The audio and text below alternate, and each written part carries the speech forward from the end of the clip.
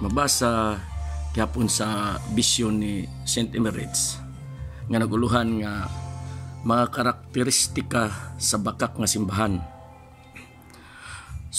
Nagaingon, sumala ni Emeritus ang bakak nga simbahan gipaila-ila sa sobra nga pagtutok sa political ug sosyal nga mga isyu sa gasto sa espirituhanon nga kamatuoran.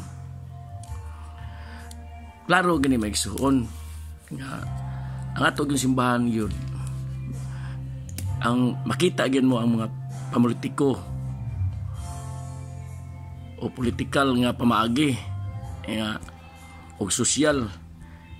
Kay kanang akong asawad lektor mo na sa una, magsigil lang banding-banding isuroy mga libdagat sosyalan ba. Klaro nga tinuod gina sa karon hantod karon mao ginagibuhat nila.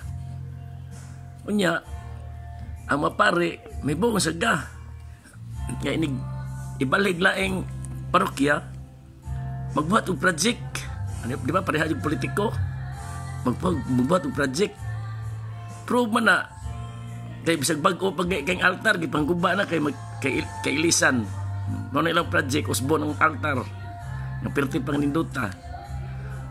Unya kanang among simbahan sus tarong taong kay na naanay bungbong gyud. Sus pag-abot lang pare gipaguba kay gihimong kalabira.